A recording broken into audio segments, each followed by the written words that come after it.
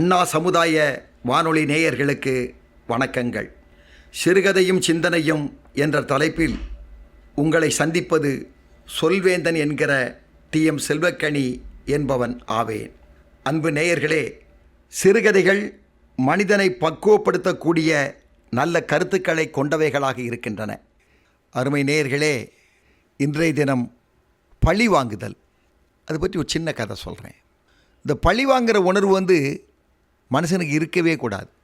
ஏதோ ஒரு சின்ன பிரச்சனை நடந்ததுன்னா, அவன் பாரதி சொன்னது போல எல்லாம் புறக்கும் இறை நமையும் காக்கும் என்ற பாரதியின் வார்த்தையை மனதில் வைத்து கொண்டு அந்த பிரச்சனைக்கு பின்னாடியே ஓடாமல் நம் வாழ்க்கை பாதையை செப்பனிடும் வழியை நாம் தேடுதல் வேண்டும். அருமை நேயர்களே, இது ரொம்ப வேகமான உலகம். இங்கே யாரும் யாரையும் பகைத்து பழி வாங்க வேணுங்கிற எண்ணத்தை மனசில் வைத்தாலே நம்முடைய வாழ்க்கைத்தான் வீணாய் போய்விடும். வாழ்வது சில காலம், இதில் வன்மம் இழைப்பது ஏன் என கண்ணதாசன் கூறுவார். எல்லாத்தையுமே பெருசாக நினைக்கக்கூடாது. பழி வாங்கணும், நீ என்னை இப்படி செய்துட்ட பார், உன்னை நான் எப்படி பழி வாங்குறேன் பார், இப்படிலாம் மனசில் ஒரு வைராக்கியம் வைப்பது வாழணும்னு நினைக்கிறவனுக்கு அது அழகான பழக்கம் அல்ல. அருமை நேயர்களே, அது குறித்து ஒரு சின்ன சம்பவத்தை சொல்ல நான் ஆசைப்படுகிறேன். அதாவது மகத நாடு, எல்லோரும் கேள்விப்பட்டிருப்பீங்க. மகத நாட்டினுடைய தலைநகர் மகேந்திரபுரி. அந்த மகேந்திரபுரியில் ஒரு பெரிய ஜோதிடர் வாழ்ந்தார். ஜோதிடர் இன்றைக்கி எல்லாருமே நம்பக்கூடிய அளவிற்கு சில கணித சாஸ்திரங்களை அவர்கள் கற்று தெளிந்து சொல்லுகிறார்கள். அதில் எந்த மாற்றமும் இல்லை. அது ஒரு கணித சாஸ்திரம். கரெக்டாக சொன்னால் கரெக்டாக இருக்குங்கிறது ஒரு எண்ணம், ஒரு நம்பிக்கை. அது உண்மையாக கூட இருக்கிறது, அதில் எந்த மாற்றமும் இல்லை. ஆனால் இந்த ஊரில் ஒரு பெரிய ஜோதிடர் ரொம்ப அளவு கடந்த மரியாதையை மனதிற்குள் எல்லோரும் வைத்திருக்கிறோம். அப்போது அவருடைய பேர் பரமானந்த ஜோதிட சிகாமணி. பரமானந்த ஜோதிட சிகாமணி, இதுதான் அவருடைய பெயர். மனன் செக்கச்சவேன்னு இருப்பார்.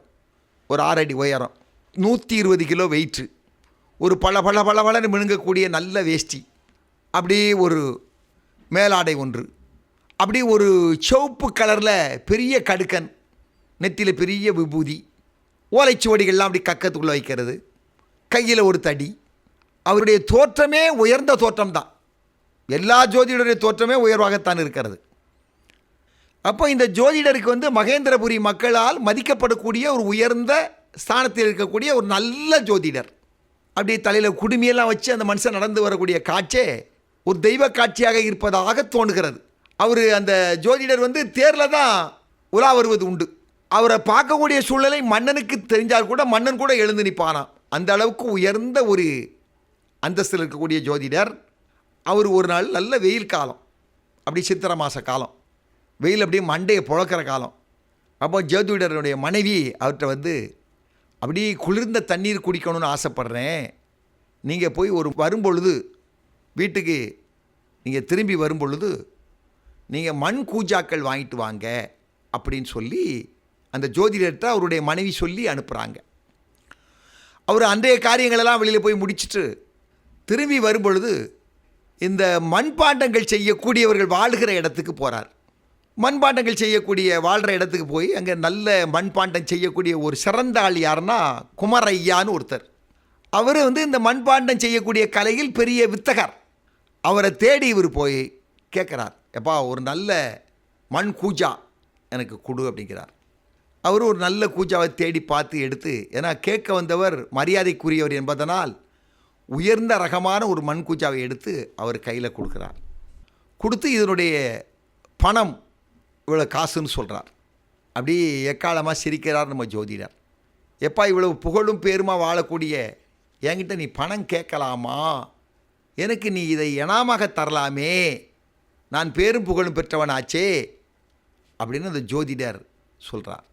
குமார ஐயா நக்கலாக சிரிச்சுக்கிட்டே, ஐயா நீங்கள் யாருக்காவது ஜாதகமோ ஜோதிடமோ சொன்னால் பணம் வாங்காமலா சொல்கிறீங்க? பணம் வாங்கிட்டு தானே சொல்கிறீங்க. எனக்கு இது சும்மா வரல. நானும் மண் எடுத்து அதை கஷ்டப்பட்டு குழைச்சி அதை நான் ஒரு மண் கூஜாவாக செய்து அதை காய வச்சு பிறகு அதற்கு வர்ணம் பூசி நான் எவ்வளோ சிரமப்பட்டு இதை தயாரித்து நான் உங்களுக்கு தரேன், எனவே இதற்குன்னு ஒரு பணம் தந்தால் தான் அதனுடைய வேல்யூ, நீங்கள் இதுக்கு பணம் தாங்கன்னு ஒரு கேட்கார் குமரையா. ஜோதிடர் இல்லை இல்லை நீ எனக்கு தந்து தான் தரணும், அதுவும் இனமாக தான் தரணும் அப்படின்னு அவரை மேலும் மேலும் வலியுறுத்தி கேட்குறான். இனமா தரமாட்டேன்னு சொல்லி குமரையா அந்த மண் பூஜாவை எடுத்துகிட்டு பத்திரமா உள்ளே கொண்டு வச்சிடுறார். இது 2 பேருக்கு நடந்த வாக்குவாதம். அப்போ ஜோதிடர் நினைக்கிறார், இந்த மண்பாண்டம் விற்கக்கூடிய செய்யக்கூடிய இந்த தொழிலாளியான நம்ம குமரையாவை எப்படியும் பழி வாங்கியே தீரணும் அப்படின்னு இந்த பெரிய மனிதனாகிய ஜோதிடர் தன் மனசில் நினச்சிக்கிட்டு அந்த இடத்த விட்டு போயிடுறாரு. அன்றைய தேதியில் போயிடுறார். இப்படியே இவரை எப்படி பழி வாங்கலாம், தான் ஒரு கூஜா கேட்டு கூட தனக்கு தரவில்லையே, இவனை எப்படியாவது பழி வாங்கி தொந்தரவு படுத்தணும். இதுதான் இந்த ஜோதிடருடைய மனசில் இருக்கக்கூடிய ஒரு ஆழமான பிரச்சனை. இதை நினச்சி நினச்சி நினச்சி நினச்சி யோசிச்சுட்டே இருக்கார். இந்த தருணத்தில் இந்த சமயத்தில் அந்த மகத நாட்டுடைய மன்னனுக்கு தீராத காய்ச்சல் வந்துடுது, ஜுரம் தாங்க முடியலை. மன்னன் எல்லா வைத்தியர்களையும் கூப்பிட்டு வைத்தியம் பார்த்தான், எந்த வைத்தியத்திலையுமே மன்னனுக்கு குணமாகலை. அப்போ மன்னன் தன்னுடைய அரண்மனைய மூத்த அமைச்சரை கூப்பிட்டு, எனக்கு எல்லா வைத்தியர்களும் வந்து வைத்தியம் பார்த்தாச்சு, என் குணம் என்னுடைய காய்ச்சல் என்னை விட்டு போகலை, என்ன செய்யலாம் அப்படின்னு கேட்குறாங்க. ஐயா ஜோதிடரை கூப்பிடுவோம், ஏதாவது பரிகாரங்கள் இருந்தால் செய்தால் ஒரு வேளை காய்ச்சல் போயிடலாம் அப்படின்னு அமைச்சர்கள் சொல்ல, மன்னன் ஜோதிடத்தில் வல்லமை பெற்ற நம்முடைய பிரமானந்த ஜோதி சிகாமணியை ஆள் விட்டு அழைச்சி கூப்பிட்டுட்டு வராரு அரண்மனைக்கு. சிகாமணி அரண்மனைக்கு போயிட்டார். சிகாமணி மனசில் என்ன இருக்குது, வேறு சிந்தனையே கிடையாது, குமரையாவை பழி வாங்கணும், ஓசில் மண்கூச்சா தராத குமரையாவை பழி வாங்கணுங்கிற மைண்டு தான் மைண்டில் இருக்க ஒழிய மன்னன் கூப்பிட்டது கூட அவர் பெருசாக தெரியலை. மன்னர் கூப்பிட்டார் என்பதற்காக அவர் அந்த அரண்மனைக்கு செல்லுகிறார். அங்கே இவர் உட்கார்கிறார். மன்னன் தன்னுடைய பிரச்சனைகளை அங்கே சொல்லுகிறார். உடனே யோசிக்கிறார். யார்? நம்ம சிகாமணி யோசிக்கிறார், ஜோதிடர் யோசிக்கிறார். மன்னன்கிட்ட சொல்கிறாரு, மன்னா உங்களுக்கு பெரிய பரிகாரம் ஒன்று செய்யணும், அந்த பரிகாரத்தை செய்தாலே உங்கள் ஜுரம் எல்லாமே உங்களை விட்டு போயிடும், நீங்களும் நிம்மதியாக இருக்கலாம் அப்படின்னு சொல்கிறார். என்ன பரிகாரம் நீங்கள் சொல்லுங்கன்னு கேட்குறாங்க. அப்போ ஜோதிடர் சொல்கிறாரு, ஒரு நல்ல கூஜா, ஒரு 1000 கூஜா தண்ணி ஊற்றி வைப்போம்ல, குளிரணும்னு சொல்லி தண்ணீர் குளிர்ச்சியாக வர வேண்டும் என்பதற்காக பயன்படுத்தக்கூடிய கூஜா, ஒரு 1000 கூஜாவை ஒரே ஒரு குயவன் செய்யணும், வேற ஆள் செய்யக்கூடாது. அந்த 1000 கூஜாவையும் அந்த ஒரே ஒரு குயவன் செமுந்துட்டு போய் நதிக்கரையில் போட்டு உடச்சி அதை வந்து ஆற்றுக்குள்ளே அள்ளி போடணும். இதுதான் பரிகாரம். இப்படி ஒரே குயவன் 1000 கூஜாவை செய்பவன் எங்கே இருக்கிறான்னு கண்டுபிடிச்சி அவனை கூட்டிகிட்டு வாங்கன்னு சொல்கிறாங்க. அப்போ அமைச்சர்கள் எல்லாம் யோசிக்கிறாங்க, யாருக்கும் கண்டுபிடிக்க முடியலை. நம்ம சிகாமணியே சொல்கிறார், ஜோதிடரே குமரையான்னு ஒரு மண்பாண்டம் செய்ய தொழிலாளி இருக்கிறாரு, அவரை கூட்டிகிட்டு வந்து அவருக்கு இந்த ஆணையை பிறப்பியுங்கள், அவர் 1000 பூஜை செய்யக்கூடிய தகுதி உள்ளவர் சொல்கிறார்.